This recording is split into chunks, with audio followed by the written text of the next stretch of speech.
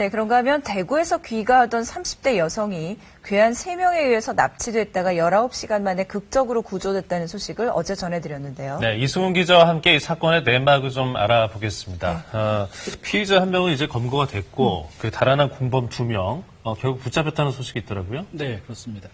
주범은 피해 여성이 구출될 당시에 이미 검거가 됐고요. 나머지 공범들도 오늘 새벽에 잇따라서 검거가 됐습니다. 예.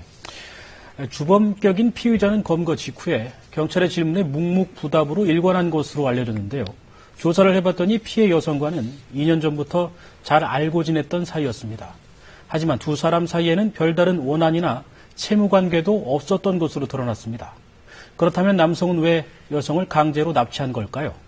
긴박했던 19시간을 뉴스타라 잡기에서 재구성해봤습니다. 대구의 한 아파트. 난데없는 여성의 비명소리가 울려 퍼진 건 사흘 전인 지난 30일 밤이었습니다. 비명소리 나더라고. 그래서 이쪽 베란다에 참 넣으니까 소리 안 나. 그 소리가 먹고 바로 hit하고 움직였어요.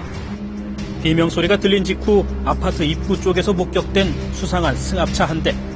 그 시간 112에는 젊은 여성이 괴한들에게 납치됐다는 신고가 잇따라 접수됩니다. 주거지 집 앞에서 납치된 거죠.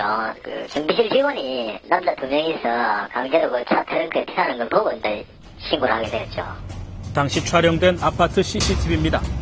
밤 9시 7분쯤 귀가 중인 여성이 아파트 출입구 안으로 들어서자 주차된 승합차의 뒷자리에 타고 있던 남성 한 명이 기다렸다는 듯 뒤따라갑니다. 이어서 한 명의 남성이 더 내리더니 입구로 따라가는데요.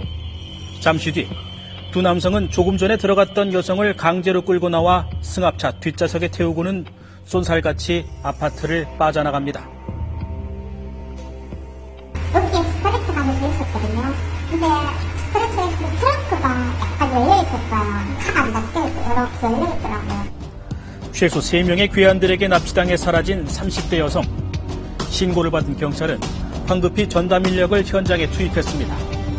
우선 아파트에서 사라진 승합차의 이동 경로를 추적하는 데 수사력을 모은 경찰. 다행히 사라진 승합차는 사건 3시간이 경과한 시점에서 부산의 한 톨게이트를 통과한 게 확인됩니다.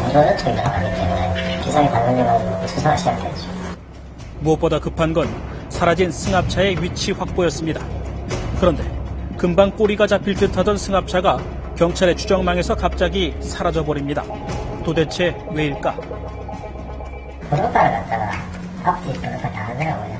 그것도 뭐 위장하기 위한 조치였거든요. 알고 봤더니 납치범들은 도주를 하는 동안 훔친 다른 차의 번호판을 바꿔 달아가며 경찰의 추적을 피한 것으로 드러났습니다. 용의 주도한 납치범들의 수법에 경찰은 승합차의 위치를 파악하는 데 애를 먹습니다. 자칫 여성의 신변에 문제가 생길지도 모르는 위기 상황. 그런데 이때 피해 여성의 친구에게로 한 통의 문자 메시지가 도착합니다. 사라진 피해 여성 김모 씨였습니다. 친구에게 자신이 처한 상황을 문자로 설명하는 김 씨. 경찰은 이 메시지를 통해 납치극을 벌인 용의자가 김 씨를 잘 아는 30대 남성인 사실을 확인하게 됩니다. 경찰은 곧바로 이 남성의 통화 기록과 주변을 탐문했고 머물 만한 곳을 추정하는 데 성공합니다. 경찰이 지목한 은신처는 부산 남구에 있는 한 2층짜리 전셋방이었습니다. 하루만에 그 전세 계약을 하게 되죠.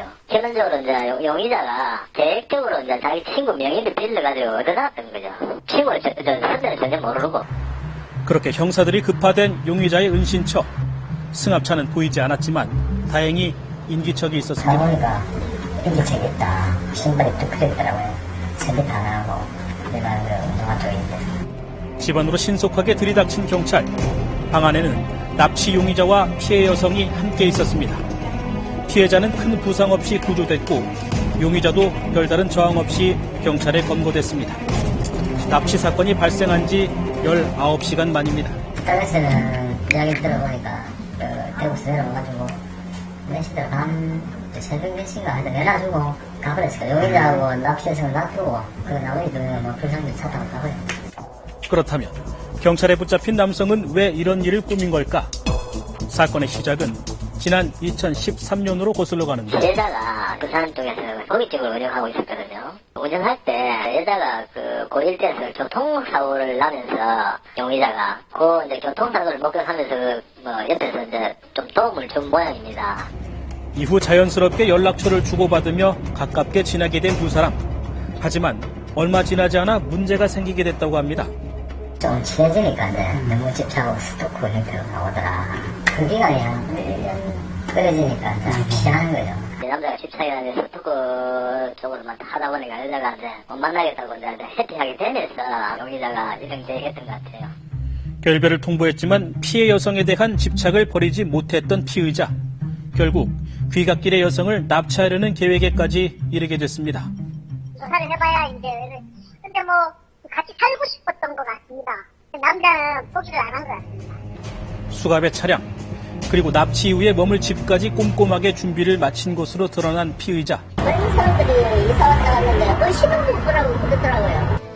하지만 납치극은 사건 발생 19시간 만에 막을 내리고 말았습니다.